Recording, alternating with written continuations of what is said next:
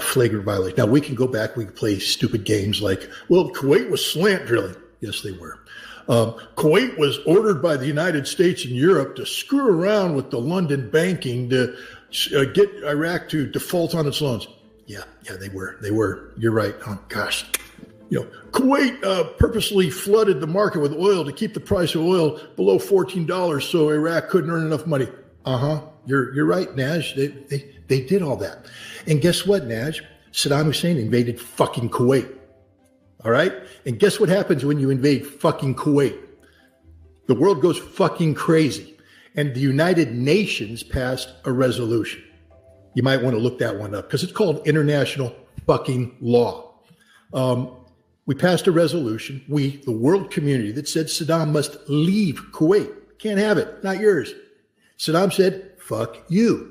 And when you say fuck you to America, America does weird things like mobilizes the fucking Marine Corps and the Army and the Air Force and the Navy. And we sent 700,000 Americans over to the Gulf where we kicked Saddam the fuck out of Kuwait. That's what happened. And then what happened is Saddam had weapons of mass fucking destruction. Chemical weapons, biological, nuclear weapons, long-range ballistic missiles. And the world said, disarm. Now we can get into it again. We can play stupid fucking games like, did they really want them to disarm? We know the truth of that, but it doesn't fucking matter, does it, Naj? Because as a UN fucking weapons inspector, my job is to implement the fucking resolutions of the fucking Security Council. And don't you ever fucking forget that. So stop playing games that somehow we did something wrong. We inspectors did nothing wrong. We did our job. And we did it pretty fucking good. So fucking good that we got rid of all the fucking weapons that Iraq was hiding. Don't ever forget that either. It's not like Iraq rolled over and played dead and said, here they are, man. No, they hid them from us. They didn't just hide them from us. They put guns in our fucking face and said, don't bother looking for them. And we found them anyways. So Naj, back the fuck off, because I'm not in the mood to play stupid fucking games about Middle East politics dealing with weapons of mass destruction. Watch Shifting Sands. The movie's been put out there. Watch it. You'll know the truth. Am I happy about what the United States was doing? Absolutely not. Am I happy about what happened to Iraq? Absolutely not. But I will tell you right now, I will defend the work of the inspection teams that I was a part of and that I led. We did our job and we did it pretty damn well. So don't ever criticize us again. Do you understand? Did I make it fucking clear? Thank you. Now we can move on, Jeff. I just needed to get that off my chest because I'm tired of seeing dipshits snipe at the weapons inspection process who doesn't know anything. I don't know this guy from Boo. Maybe he's an Iraqi. But I'll tell you what, I know the Iraqis that were involved in this. I made in Shifting Sands with them. I know where they stand on this issue. And I will tell you this, I'll bet you a dime to a dollar that Naj had nothing to fucking do with weapons of mass destruction or the weapons inspections, that he doesn't know what the fuck he's talking about because he wouldn't ask stupid questions like that. And again, now, part two, I'll back off. But I told you I'm tired and I'm just not going to put up with it. Really not going to put up with it. Don't fuck with me, buddy. Actually, I think that was a strategic decision by Ryan to get you riled up. So maybe it would wake you up a little bit. It would. Maybe he's clever. He's clever. But I used my quota of the F word. I can't swear anymore tonight, so we're done. I'm innocent. Fuck Scott. the fucking fuckers. All right, let's get to the questions from our beloved audience. And I expect to see them strike targets that could get the United States and Russia embroiled in a war. The interesting thing is sometimes I do believe that there's a God out there. You see, I was writing this article. Sometimes I get frustrated because I start writing articles and then things happen and the article should have been published the day before because I'm like, but I got lazy or something else happened. I didn't get it done. And I'm like, damn it. Everything I said was going to happen. I could have gotten it out yesterday and been the freaking genius of the world. Instead, I'm playing catch up and all this stuff. I was writing an article about the potential of nuclear war, which if anybody's been watching me over the last couple of days, I've been saying we are 1 millisecond away from midnight. It's all going to end. Goodbye. Until I watched Vladimir Putin speak. And now I'm rewriting the article. I don't want to give away the gist of it, except that there's one responsible party in the world today, and his name is Vladimir Putin. Because it doesn't matter what Genocide Joe and the U.S. government and Zelensky want to do. Putin came out today and said, stop talking about nuclear weapons. Maybe he was talking to me. Ritter, stop it. Stop it, bad boy. We're just not going to use them. It's not. There's no reason for us to use them. It's not part of our doctrine. There's no existential threat. Hey, if America wants to have the Ukrainians attack us with long-range precision weapons, we'll just turn long-range precision weapons over to other people to attack America. We can play the game too. But then today, because he is the most mature, responsible player on the world stage, they said, we haven't made that decision yet. We haven't acted on it, so we haven't actually done it. Imagine that. Here's a guy, everybody's talking, including me, about the potential of nuclear war, get scared. And this is the guy going, we're not going to let that happen. I'm in control of this narrative. We're just not worried. He said some interesting things. I saw another one of these questions. This was a good question, so I'm not mad at the guy who asked this question in the chat. It was am I going to reassess, the war based upon what Abdi Al-Adanov was giving, the briefings he was giving. Look, Abdi Al-Adanov was a military man, and he gave a military response. He said that the map of the battlefield is going to change and that there's going to be dramatic things, and he felt that this war would end by 2024. But you know why military guys say that? Because they're leaning forward. Because he's saying, again, little aside, I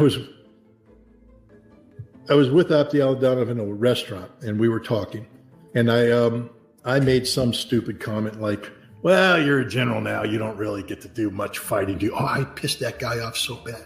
I mean, and you don't want to piss off a Chechen. And then after he pulls out his cell phone, just a general, not on the front line. He pulls up the video. It's of him. He had some of his guys get wounded who were fighting on the front line. They couldn't get the evacuation vehicle in time. So Abdi, the commander, jumps in a BMP with his other guys and drives it off to the front line, screams in with the BMP, gets out. He's got his AK, and he's sitting there pouring down covering fire while he's telling guys, covering fire, go get the guy. Screw it. He goes and gets the guy, brings him back, covering fire. Boom, stuff's going off. He's laughing, covering fire. Guy gets wounded. He bandages him up, puts everybody in, and drives off. That's what we're dealing with, guys. This is the general in charge of everything who said, screw it, I'm going to go rescue my men because they're wounded. There you go. So he's the kind of guy that says, I know how to win this thing. We can go here, we can go there, we can do this, we can develop, boom, boom, boom. And it takes casualties, and that's a reality of wartime. Vladimir Putin today said, we could end this war today. I mean, this is very easy to end, but we would take unnecessarily high casualties, and I don't want to do that. So we're going to slow it down. We're going to be patient. We're just going to let this thing ride out. We know what we want to achieve. We know that we're going to achieve it. We know how we want to achieve it. And we're just not going to let a calendar drive us. So my new assessment, that's the bad thing about being an analyst, people. You make assessments and then new information comes in and you have to go, time to reassess. My new assessment is let's just stop talking about calendars because Putin's playing the long game right now. He said, for instance, he's talking about Zelensky. And there's a lot of speculation that, again, maybe I participated in some of this, not as heavy leaning forward as others. But when Zelensky, when his term ran out in May, everybody's like, well, he's been delegitimized. That means that the Russians are going to move in and replace him and all this kind of stuff. And Putin's like, we're not doing anything. He's there. It might. We're not going to get rid of him. America's going to get rid of him. And it might take up to a year.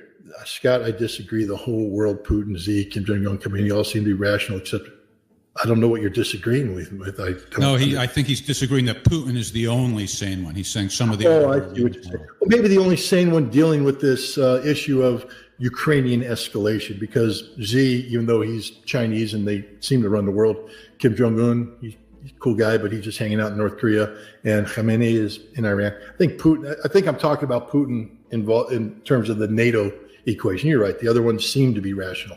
But Putin he's doing escalation management on a genius scale.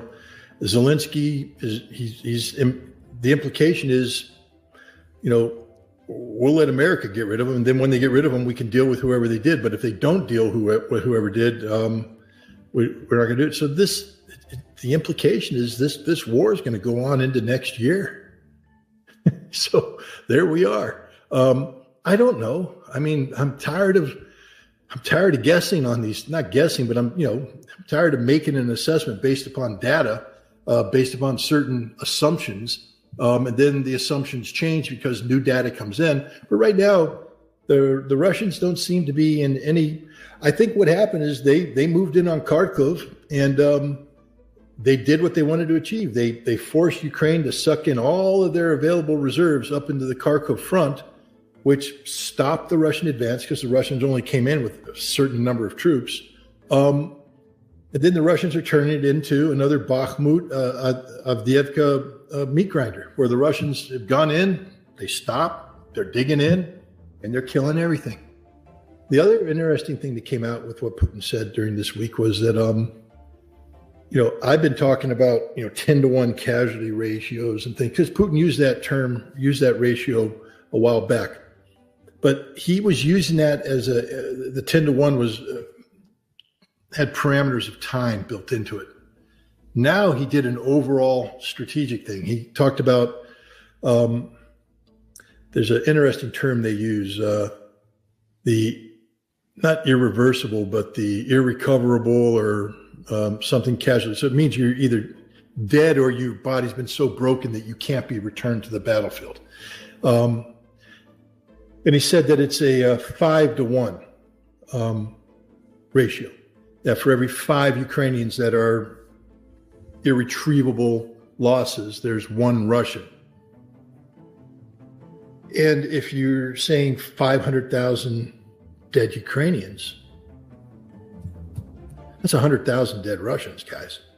That's a lot. That's a lot. This war is costing all sides a lot. The Russians aren't losing as much as Ukrainians, but remember, it took us 10 years to cycle through 58,000 Americans in Vietnam, and that broke the will of our nation. You guys think that the West is going to break Russia in two and a half years, 100,000 dead? And the Russians are like, screw it, man, 50,000 a month volunteering. The Russian people, they ain't backing down. This thing ain't going to end until Russia wins. So all the people out there that think that they can outlast the Russians, they can break Putin just gave a speech again, talked about the economy, led off with the economy. I keep reading. When Ryan puts it down there, I read it because my brain is slow. I can't dual process. But I lost it. So let's move on. My brain just went. Let's take a phone call. Scott is a little tired. He's losing his focus, but you are going to bring it back with a great question. What's on your mind? Okay, I'll tell Scott Spokojной noci later. That means in Russian, peaceful rest, peaceful sleep. But Scott, my question to you is this. You've talked in the past about drone warfare and how it's changed the battlefield. And you're going to know this among anybody else. How small can a nuclear weapon be? Hiroshima and Nagasaki, I guess they were like 20 kiloton. Can they get reduced to the point of actually being able to be deployed on a drone? So you would have like some sort of nano nuclear war where it's devastating in specific areas. So that's my question. Again, Spokojnej noci, Scott. God bless you. Don't say Spokojnej noci too much because I might follow your orders. I'm programmed. Remember, I'm a Marine. I'm highly trained, muscle memory. Spokojnej noci. I'm out. But, okay, nuclear weapons design. I don't think at this point in time we can speak of building a missile munition that can fit on an FPV drone. I mean, no, because you need a certain mass. It's not just the enrichment level, but to get to what they call critical mass, That means you need enough of the fissile material so that the neutrons start to interact with each other in a way that generates the reaction you're looking for. If you don't have enough of it, you're not going to get that going. Now, you can boost it. And this is where it gets tricky because A, we're moving into nuclear weapons design. And even though I'm not a nuclear weapons design guy, I don't like talking about nuclear weapons design. And B, we're getting to a level of nuclear physicists that Edward Teller could sit here and talk to, or Sakharov could do this. Scott Ritter's a simple Marine. And I'm not going to pretend that I'm some nuclear physicist who can say, well, if we get enough tritium put in there, you get the fusion boost. Da, da, da, da, da, da, da. But no matter what you do, boosting it, et cetera, I don't think you're going to, there's a limit to how small it can get. We could put a design in an artillery shell, 155 millimeter artillery shell had, a nuclear weapon in it. Maybe how many Russians were lost in Afghanistan? Around 10,000. Maybe the Baba Yag is this big old helicopter, this four-thing drone that the Ukrainians use. It's got this giant noisy engine on it, and they've been using it to great success, knocking stuff out. Maybe you could put something on the Baba Yag. I don't know. I would hesitate to put something on a drone, though, because drones, especially the ones that are dominating the battlefield right now, they can be taken over. I mean, it's an iffy proposition. You're going out there and you're playing a game. It's not like you're going to get to where you're going automatically. You're going out there playing a, cat and mouse game. As you're going in, they're coming at you. You got counter drones. You got guys with drone guns trying to bring you down. Electronic warfare jamming. Other drones diving in and knocking you out. I wouldn't put a nuclear weapon on those things because the key thing about a nuclear weapon is it's a weapon that is intended to achieve a specific result at a specific place at a specific time. And you start throwing it out on drones, you could lose control of it. Your enemy gets it. So I don't think you're going to see an integration of nuclear weapons with drones. But drones are changing the battlefield. And in some ways, the impact they're having on the battlefield is more fundamental than Baba Yaga than it would be if you put nuclear weapons on them. I watch it. This gets scary as hell. The Russians, their T-90 tank, and they built this drone cage over it because, you're thinking, okay, drone's going to come in, bounce off the cage. Then they put reactive armor all over there. So the drone comes in and touches the tank and off it goes. Well, what happens when you're in the tank? You go, I got to pee. So you open up the hatch, you climb out of the tank, you go off in the woods, and you're doing your thing. And then comes this stupid little Ukrainian drone that comes down, finds the opening, goes in, and goes down the hatch and blows the damn tank up.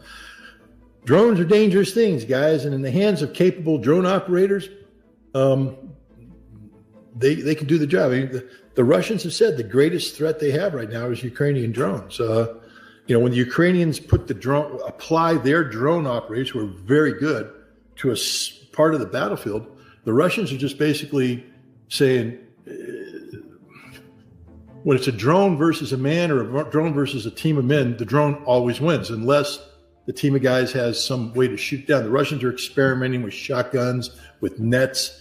Some guys get lucky and use a machine gun or AK, but firing. Ryan knows this. You're getting that tiny little bullet out there to try and hit a drone in flight. Good luck. So when the Ukrainians flood the zone with drones, they kill a lot of Russians. They blow up a lot of things. They kill a lot of things. Now, the bad news for the Ukrainians is the Russians aren't just flooding the zone; they're flooding the whole battlefield. The Ukrainians have said that from the moment they enter, there's no maneuverability. There's nothing. They have to go straight underground. And one of the experienced guys going, "We're going to spend the entire war underground because the second we lift up, there's a drone hovering over looking for us. Once they see where we come from, they come in and you're screwed because, like I said, the drone stops. It's not a bullet. Stops, hovers, maneuvers down there, goes in and blows up. So drone warfare. Next. Pick your city. Pick your city. Tell me. Kevo Whalen is one of our regulars in Ireland, and I saw what you said, Kevin, that our sound levels are okay. Thanks for that. He left us a voicemail, or left you a voicemail message, and a little bit loquacious, which I think may be a characteristic of the Irish. Not reaching the levels of Mark in Ireland, however, but let's give a listen to his voicemail message. Hi, Scott. Jeff, how you doing? Kevin Fuelon here again from Ireland. Very disappointed to learn of your travel disruptions this week. Sign of the times, I suppose. Just got two short questions. They're again on Israel and Palestine. First, Scott, what's your estimate on IDF casualties? The Battle of Jabalia last week, that ended last week, Israel only admitted to 10 casualties in 3 weeks of fighting. As Barbarol's bigger than that, I'm sure you'll agree. Second, I believe Israelis as a population are suffering, I suppose, intergenerational post-traumatic stress disorder, for want of a better word. Do you see any hope that they will come out of this fog and see that their only hope for the peace they need to heal from those centuries of oppression and the PTSD that's come after it, is to form a Northern Ireland-style state where Jews have 50% in the Knesset, Palestinians have 50%, and they kind of commit to building a new Jerusalem, so to speak. Anyway, hope your next travels go smoothly. Cheers, guys. Thanks. On Israeli casualties, I don't know. There's logic dictates that they're taking more casualties than they're admitting to, and that there may be a reason, especially with Hezbollah in the north, because of the desire to avoid escalation, because the political pressure that would be put on the Israeli government to engage decisively with Hezbollah would be a lot greater if people understood how much damage Hezbollah is doing to Israel there. So there's good reason to believe that the casualties in the north are being, undercounted. In Gaza, I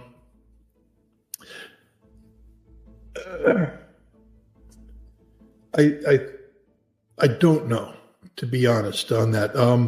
I think one of the problems with Gaza is that we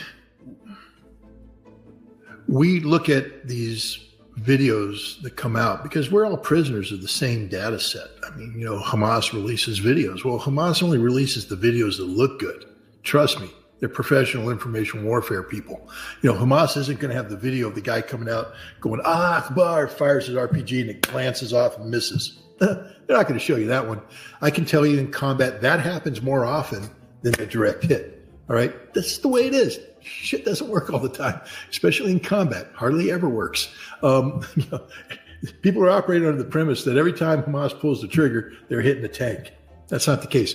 Most of those tanks have reactive armor. So even though you're using a tandem warhead, they slapped it. That was Hezbollah. They used a new weapon, sent a signal to the Israelis that when the time comes for the full scale war, you won't have an Iron Dome. And I think the Israelis notice what they're not talking about right now, invading Hezbollah. Why?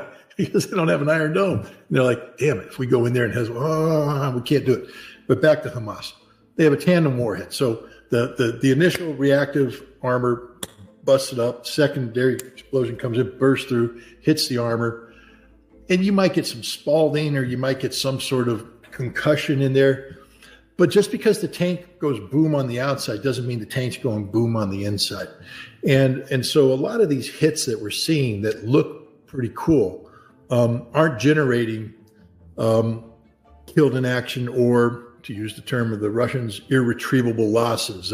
You are getting guys with headaches and you are getting some wounded guys. The big number that they're not talking about is the number of wounded. Everybody's looking at the dead saying that's the thing. Hey, look, from Hamas's standpoint, whether you kill an Israeli or you compel the Israeli to be medevaced with wounds that are going to keep him from the battlefield, it's the same thing. The Hamas has taken thousands of Israeli soldiers off the battlefield, not necessarily in body bags, but off the battlefield. I mean, there's some estimates have the numbers up around 12,000. I don't know what the truth is, but I do know that the real numbers would demoralize the hell out of the Israeli citizens. So I do believe that the Israelis are not telling the whole truth about their casualties because they'd be revealing things that they don't want to reveal to the enemy, to let the enemy know how effective their attacks are, and also to the Israeli public. Now, as regards your two-state solution idea, man, why don't you put together? And I'm saying this in all sincerity, because a lot of people are critical of Northern Ireland today and the what's going on there. But you compare that with the late 1960s, early 1970s, and it's so much better. It's not perfect, but they're moving in that direction. Maybe the Irish should be the ones who take a lead in negotiating this two-state solution. Maybe the Irish get America the hell out of the way. We're not impartial negotiators. We have sold our soul to Israel, and the Palestinians can never trust us again. Maybe the Irish could come in and say, we'd like to teach you about the Northern Ireland solution. How you take an extraordinarily difficult situation. How do you get orange and green to live side by side? Well, they've succeeded in Northern Ireland. Is it perfect? Nope. But you're not going to get a perfect, textbook solution out of what's going on with Israel and the Palestinians either. So maybe it's time for the Irish to throw their hat in the ring and say, hey, we'd like to take a swing at this. Maybe talk to the Chinese and talk to the Russians and see if there's a way to get Ireland in there as a neutral voice.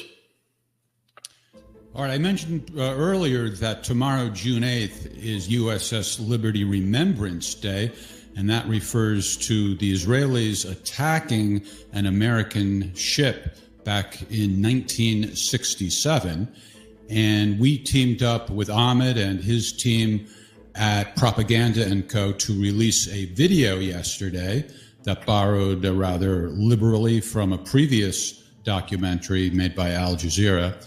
And you can see it at scottritter.com. You can also see the panel discussion we mentioned earlier that Scott participated in this morning. And we are honored to have back with us Phil Turney, who's the president of the USS Liberty Veterans Association. But before we talk to Phil, let's take a look at a little bit of that documentary.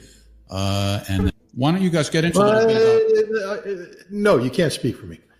I can only, as an analyst, I can only go where the facts take me. And when I reviewed all the declassified facts, I went with there. But if you listen to me at the end, I never once discounted the things that Phil and the others were saying. I never once said that they were wrong. We didn't reach different conclusions. I simply, as an analyst, I can only attest to that which the facts give me. What I have said is that the U.S. government has not done the full-scale investigation that must be done for the truth to come out. And until that happens, there's a whole wide range of options that could end up being reality.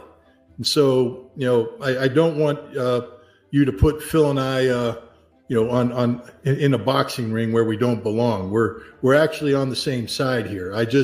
I can't, as an analyst, go all the way forward. Look, Phil's not an analyst. There's the difference. Phil was there. Phil has firsthand experience. I'm a guy who wasn't there. I'm a prisoner to the data sets that I can evaluate. And I went as far as I could with the data that I had available. But I recognize at the end that there's a whole range of possibilities that exist that can't be either endorsed or negated until there's a full investigation. And the U.S. government isn't allowing a full investigation.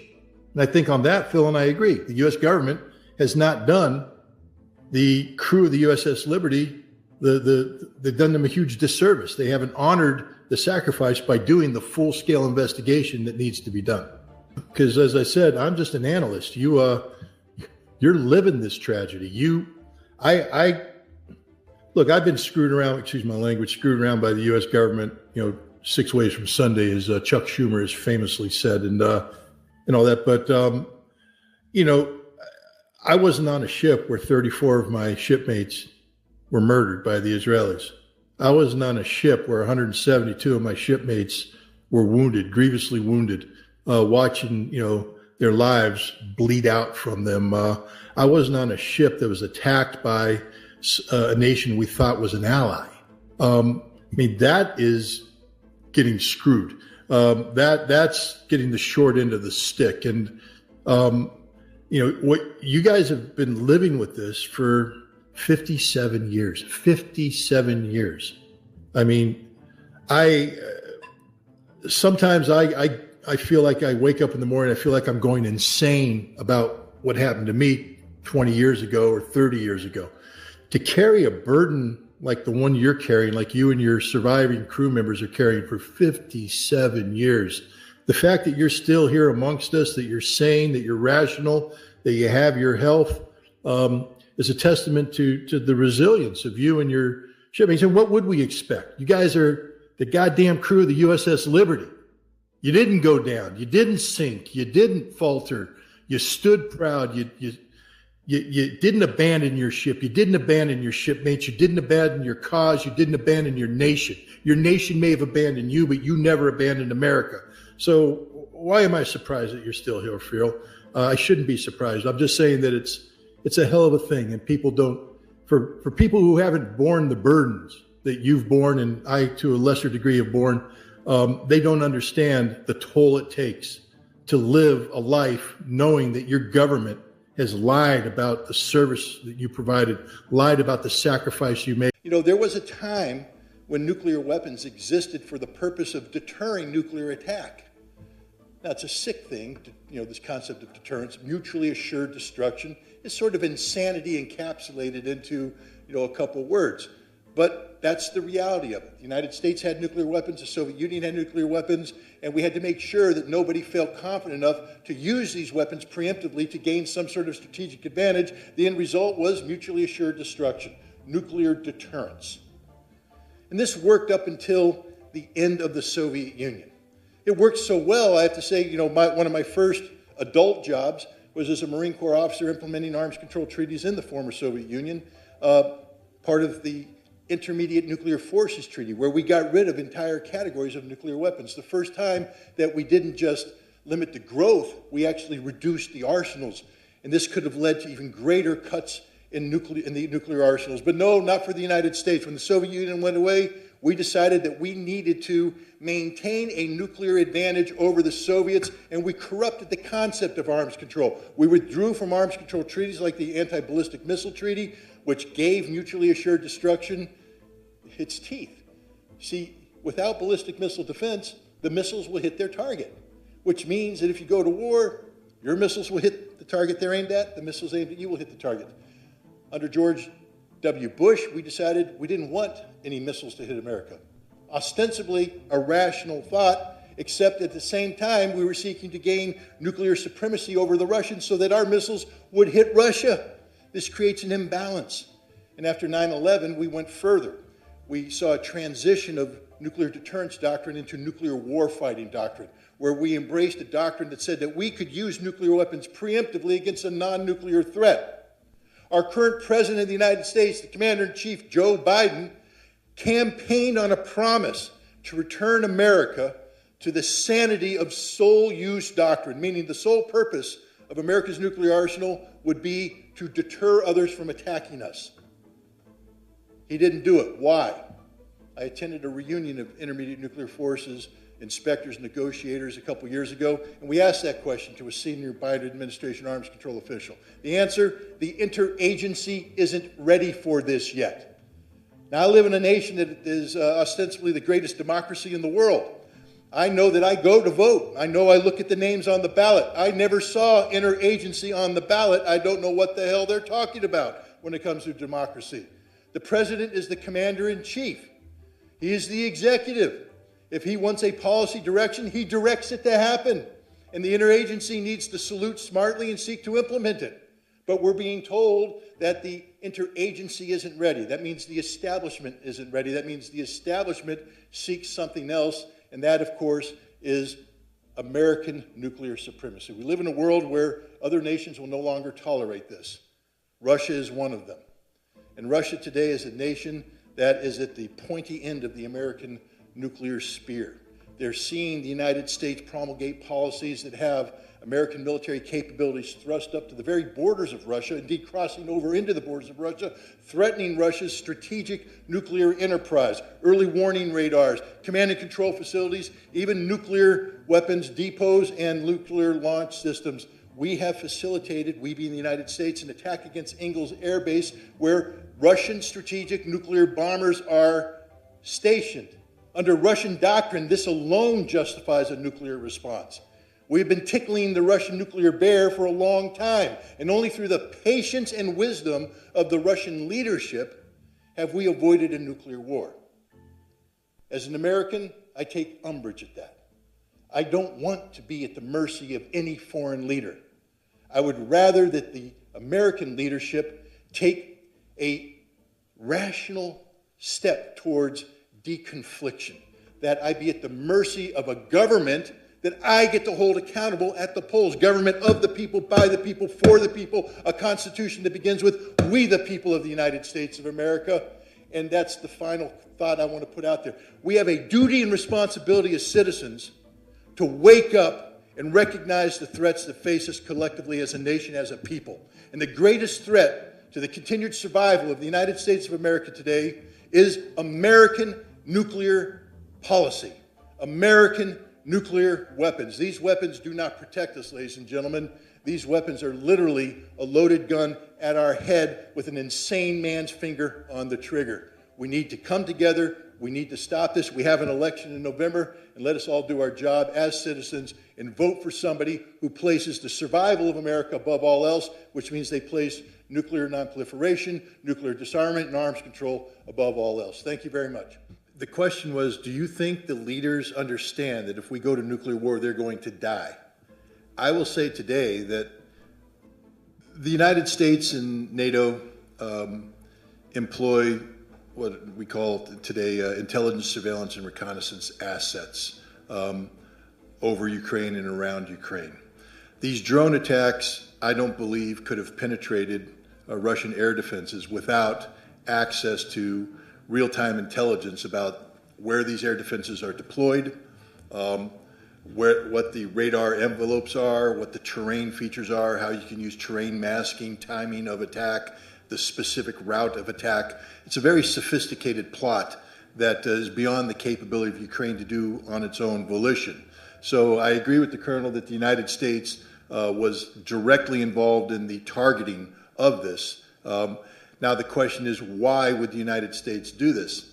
And I come back to one of my built-in assumptions is that we think the Russians are bluffing. We believe that if we can put enough pressure on Russia, that we will cause the Russians to quickly seek the negotiating table to bring an end to this conflict.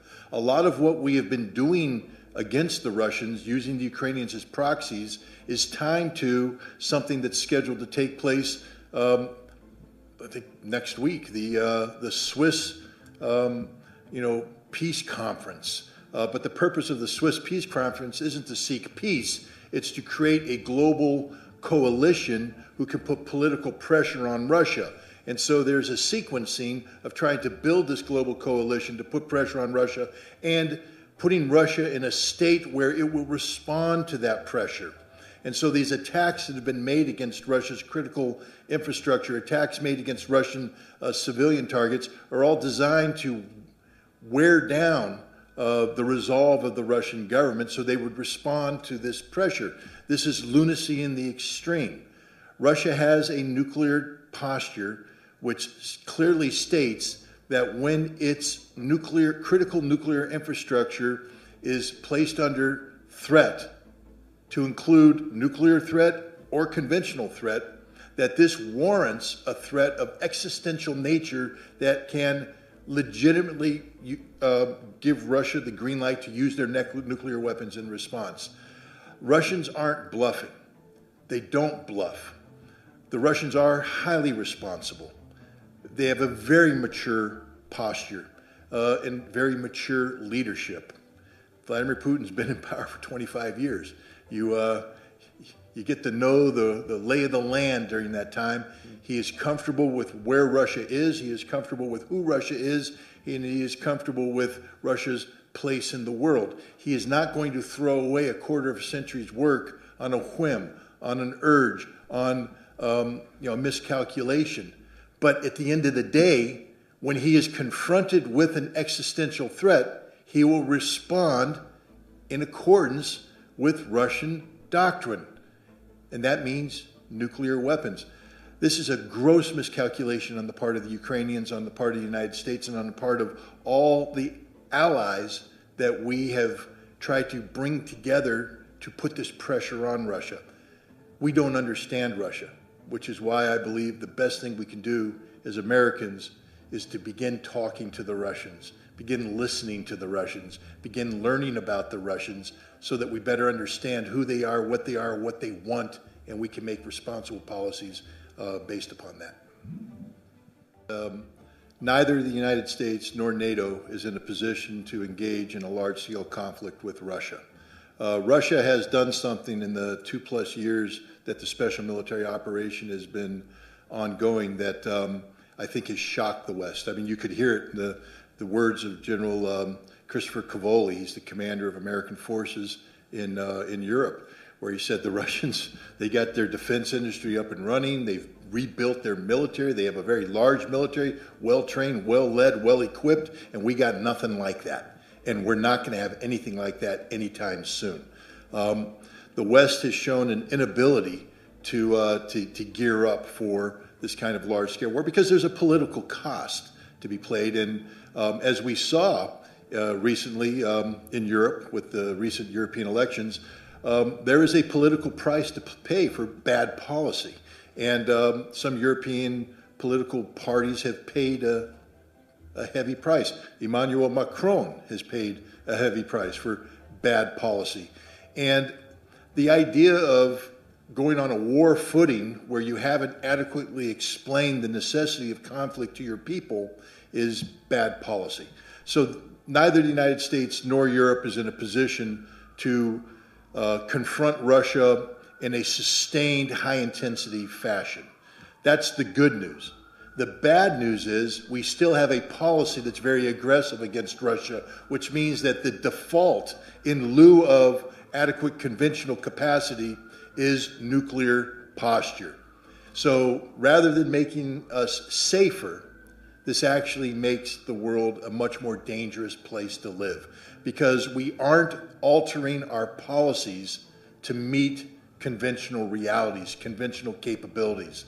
We are insisting on moving forward aggressively on policies that can only be backed up by nuclear weapons, which makes the likelihood of these weapons being used that much higher.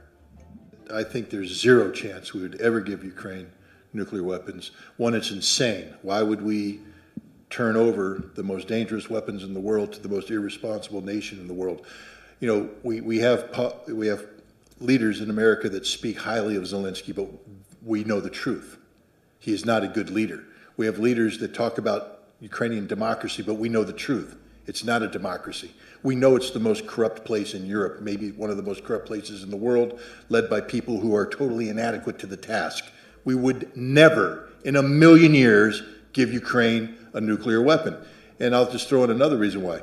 NATO has a nuclear doctrine. And we talk about how we employ nuclear weapons as part of a NATO nuclear strategy. Key to that is that it's kept within NATO and that it's done consensually. If the United States were to give nuclear weapons to Ukraine, we would be undercutting our own posture when it comes to the validity and viability of a unified NATO nuclear response. So it's counterproductive across the board. I don't see the United States ever giving Ukraine weapons, nor do I see the United States ever standing by while Ukraine seeks to acquire nuclear weapons. We will never let the irresponsible entity known as Ukraine have nuclear weapons. That's my personal belief. There's a lot of people out, we're in an election year, and I can say firsthand, and I'm sure everybody has similar stories, there's just people that don't believe their vote counts anymore. Or when they look at the candidates that are likely to be on the ballot, they just say, we don't like any of them. And this is all legitimate. But for the people that say, what power is democracy? What power is the vote? Ask Emmanuel Macron. All right? The vote matters. Your vote matters. Everybody votes matters. We're here today to talk about the dangers of nuclear war. As Colonel Wilkerson said, Joe Biden and his administration may be formulating policy that promotes the potential of nuclear conflict because that's the only way out for Joe. He's desperate. He can't be seen as being weak. Why don't we, the people, tell Joe that it ain't weak to walk away from nuclear war? And if Joe doesn't want to listen, why don't we tell Donald Trump, you're not weak by not promoting nuclear war? Why don't we get enough Americans in the street before the election to say we are the swing vote? The people that don't want nuclear war. And if you don't win us over, we're not voting for you and you could lose the election. Well, you see, we live in an evenly divided nation right now. And if we can get enough people together, united in the notion that America needs to be walking away from nuclear war, not sleepwalking towards nuclear war, our vote will matter. Our vote will matter. So we need to find a way to capture this. I'm not the solution, but I'll tell you this. On September 28th, we're putting together a rally in Kingston. If we can get 1 million people in the streets, shut down the thruway like we did in Woodstock, that sends a signal. And if we have similar rallies in every swing state in America, where people just got up one day, Saturday, September 28th, stood up and said, I'm angry as hell, I'm not going to take it anymore. Listen to me or lose the election. They will listen, and we know this is true. Because in June of 1982, 1 million people went into the streets of Central Park, New York, and they protested against nuclear war. They protested in favor of arms control. The President of the United States at that time was a crazy, red-hating man named Ronald Reagan. Evil empire. 5 years later, he signed the Intermediate Nuclear Forces Treaty, beginning a process, as Colonel Wilkerson said, led to. In the West, there's not a single leader who understands what nuclear war is. And because you don't understand what nuclear war is, you don't understand the consequences thereof. You know, in the Cold War, we had a plan. It was the Single Integrated Operations Plan. It was the nuclear plan. And when John F. Kennedy was first briefed on it, when he became president, he got sick to his stomach and turned to his advisor and said, we call ourselves a human race. And he chastised the Pentagon. He said, you can't ask me to push a button and destroy the world. You have to give me options. So the Pentagon gave him options, which was no matter what he did, he pushed a button and it ended the world. Lyndon Johnson was faced with the same insanity. Every American president during the Cold War understood the consequences of his actions. That if we initiated a nuclear strike, we would all die. He would die. There's no surviving this at all. Then the Cold War ended, and we went into this period where people forgot what nuclear war was. In fact, it was a good thing. I like it that we forgot what nuclear was because it meant that we were doing things like de-targeting our missiles. So that the missiles in their silos weren't on a hair trigger to be fired off. They had taken the target out of the missiles. In order to use these missiles, you had to make a deliberate decision to retarget them, to rebuild the plan. And this created time for sanity to sink in. And then George W. Bush came along and decided that America's nuclear arsenal had to be a usable nuclear arsenal. But we operated under the notion that we were the supreme nuclear power and that we could intimidate anybody into submission, that nobody had the guts to stand up to us, especially the Russians or the Chinese, because we made it clear that they would be destroyed, that they would die, and we operated under the premise that we wouldn't die. And so it all became a big game of bluff, of bluster, of bullying. Well, the Russians haven't put up with that, neither have the Chinese. Today, Russia has the superior nuclear power. It's the superior nuclear power in the world with a modernized nuclear force that can destroy every target in the United States, any place in the world that it wants to. Fortunately, it's tied to a doctrine that has some sort of sanity built into it. You talked about, Colonel Black, somebody saying we need to become more aggressive with our nuclear doctrine. What it means is we need to become more aggressive with our bluff. We see, somebody might not be afraid of America if they know all we have is Minuteman III or Tridents with city-killing capability. But my God, if we make the W-76-2 low-yield nuclear weapon and we put it on a Trident missile in a Ohio-class submarine, we now have the capability to launch a small nuclear war.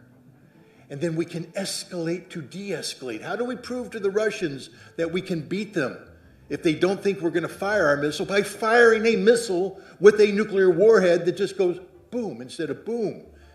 And we think that the Russians would go, oh gosh, thanks for nuking us, we're done. But what we honestly believe is that now the Russians think that because we have this usable nuclear weapon, that we may in fact use it. So to prevent us from using it, Russia will alter its patterns of behavior. But Russia won't alter its patterns of behavior when it comes to issues of existential survival. The United States, we talk about backing ourselves into a corner. In this case, the United States is advancing ourselves into a corner of no return.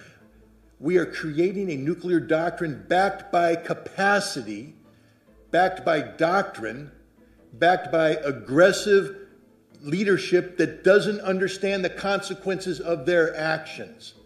We will go to nuclear war and we will meet our nuclear demise not because somebody intended for this to happen, but because it was an accident. They said they will never call our bluff. They will never react in a way because, they just nuked us. It's all over. And that's the future of this world, ladies and gentlemen, unless we find a way to reverse course. And the first thing, and I agree with Colonel Wilkerson on this so much, sir, we have to find a way to make the American people afraid again. And that's a horrible thing to say. But if the American people don't do what you and I did when I was a kid, I grew up in Germany next to a nuclear weapons storage facility. And when my dad went into the bunker, which meant that we might be going to war, that meant the world was going to end. And I grew up as a child fearful. I would go to school in the morning not knowing whether or not I would come home at night or there would be a world. That's no childhood for anybody. But it made me scared to death of nuclear weapons, which made the joy I felt when I participated in getting rid of nuclear weapons as a weapons inspector that much more. We need to recapture that joy, Colonel, but we have to do it by making Americans afraid again. Getting rid of nuclear warheads, getting rid of nuclear weapons. We can do it. We, the people of the United States, government of the people, by the people, for the people, but the people have to make themselves matter. Ask Emmanuel Macron what happens when the people decide that you don't matter anymore. Ask Joe Biden, ask Donald Trump what happens when we, the people, decide they don't matter anymore. Our vote does count. Let's make it count. Just real quick on this one. You mentioned in your outstanding remarks about a statement made by a National Security Council official talking about we're going to be aggressively pursuing a potential nuclear scenario. And that's sort of interesting because that implies that the government is doing planning for a potential nuclear conflict. Prepared to execute if the president makes the decision. That's fair. But then now we have an election season. Why doesn't somebody ask Joe Biden, if you're ordering the military to be prepared to execute a nuclear operation, what are you telling the American people? What are we prepared to execute? Where's our survivability? Are you abandoning us? And the answer is yes. So once again, to reiterate everything that we've been trying to say here to the people of the United States, be afraid. Be very afraid. They are planning a nuclear war, and your survivability does not factor into it one thing. The only choice you have right now is to turn yourself into a weapon of democracy. Make your vote count. And there's no more important issue today than stopping the nuclear war that our government is planning, and they're leaving you out of it. Because if they cared about you, they'd be handing out the pills. They'd be talking about nuclear drills. They'd be reopening the subways and the gymnasium basements and everything else. They'd be stockpiling water, stockpiling food, but they're not doing that because you don't matter. Make yourselves matter. It's no secret what I was going to say. The passport that was taken from me and revoked by the State Department. There's been no explanation provided as to why they did this and on what authority they did this, but they did it. It's a passport that was issued to me in 2021. It was a valid passport. It's a passport that I've used to travel internationally several times, to include 2 prior trips to Russia. It's a passport that the U.S. government is intimately familiar with because they seize it from me every time I return from Russia, as they hold me in a pen awaiting detailed questioning about what I was about to do or what I had done in Russia. What I've been doing since May of 2023 is traveling to Russia on a mission of peace, a mission designed to learn about the Russian people, to learn about their culture, to learn about their history, to learn about their soul, and to capture this and bring it back to America as the antidote to the disease, the poison of Russophobia that has gripped the American people. Maybe they weren't afraid in May because it was the initial go-around. I know that I was very well received in Russia, but it didn't resonate so much in the United States. But I went back in December and January, December of last year, January of this year, again on an extended trip. This one took me to the new territories, took me to Crimea, took me to Chechnya of all places. Anybody who speaks Russian, please don't watch my speech to these Chechen soldiers because it's the worst Russian language performance in modern history. But the point is, I was starting to gain traction.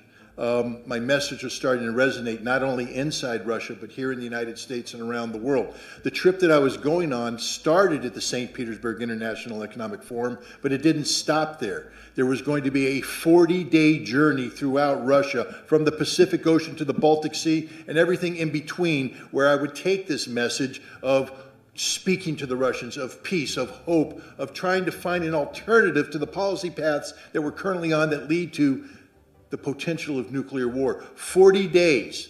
And we had set up the mechanism where we would be live streaming this event back to an American audience that is growing exponentially as we speak. This scared, excuse my French, the crap out of the Biden administration. Scared them to death, which is why they took the extraordinary measure of pulling me out of the line and preventing me from flying. A violation of my Fifth Amendment rights of freedom of travel, a violation of my First Amendment rights against illegal search and seizure. They have provided no reason why they did this, and ultimately because they knew what I was doing and they knew what they were stopping by stopping me, a violation of my First Amendment rights. I know my Constitution. Apparently the Biden administration doesn't. Just so you know, I have a little bit of background in the Philippines. In 1986, I was deployed there as a platoon commander to reinforce the Subic garrison after the fall of the Marcos regime. There was concern about the New People's Army. So I have a warm spot in my heart for the Philippines. Let's build upon what Colonel Wilkerson had said earlier. The United States is incapable of fighting a sustained conflict against a peer-level force. The United States cannot fight and engage China and win. We will not beat the Chinese. We cannot beat the Chinese, and we know this, and yet we're using the Philippines to create the conditions of potential conflict with the Chinese. Please understand that for the Filipino people, this is a recipe for disaster. You think America is your friend. So too did the Ukrainian people, and they are dying by the hundreds of thousands. Friends don't let friends die in those quantities. The Ukrainians have been displaced by the tens of millions. Friends don't let friends have their cities destroyed in this manner. Friends don't let friends have families separated, have mothers and children destined to a life of refugee status in perpetual poverty. That's not how friends behave. America has never been the friend of the Ukrainians, and we are not the friends of the Filipinos. We don't like you. If we did like you, we wouldn't be doing this to you. We are using you. You are a tool, nothing but a tool. And when the tool ceases to be useful, we will discard you. And discard you means usually after a war that devastates you. We are using you to gain some sort of momentary leverage over the Chinese. We will fail. The Chinese will win, and you will be destroyed. End of story. It's high time the Filipino people pressure their government to start sitting down and engaging the Chinese government responsibly. China is not your enemy. China is your neighbor. China is your friend.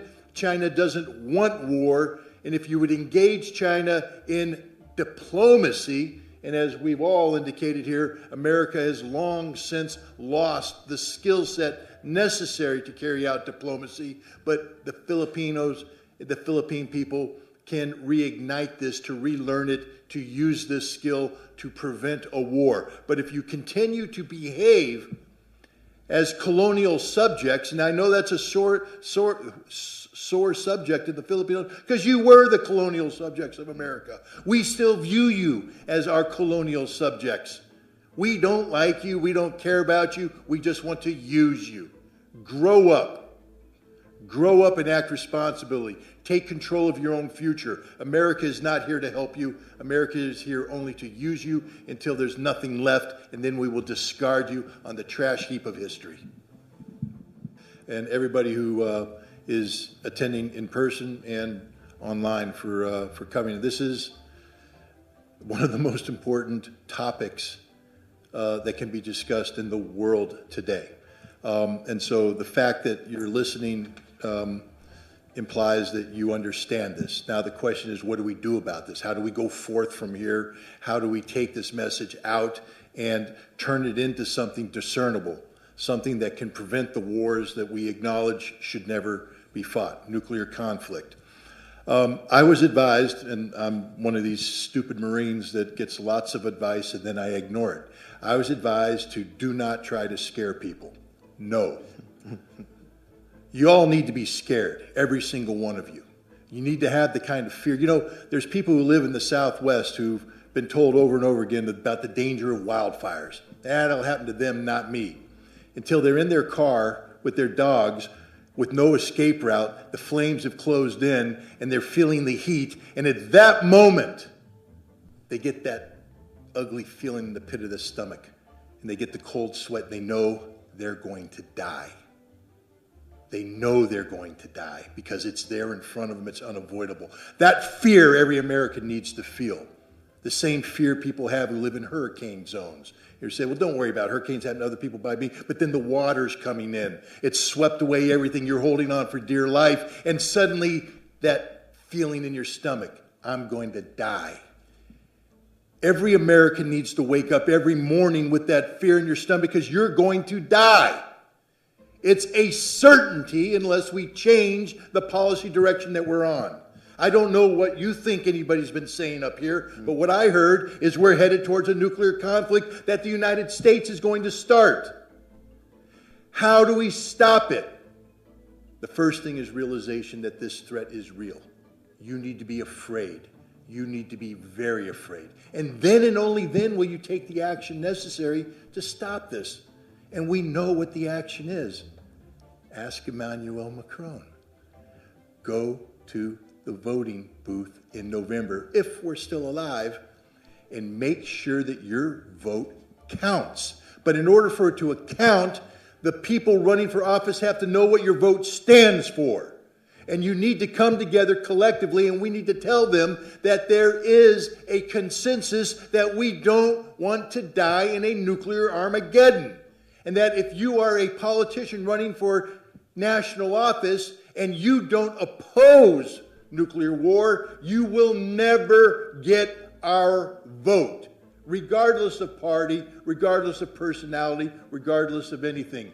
We must empower ourselves by making this issue the dominant issue, and they have to wake up for it. So I'll just leave you with September 28th, ladies and gentlemen. Let's make that day, that Saturday in September, the day that the American people put the nuclear issue on the table, on the ballot, and tell our elected officials, or those who want to become elected officials, that they won't be elected unless they can convince us that they don't want a nuclear war, and they will enact policies to avoid nuclear conflict. Morning newspaper, pick up the afternoon newspaper, pick up any newspaper, and I doubt you're going to see on the headline America at imminent risk of nuclear Armageddon.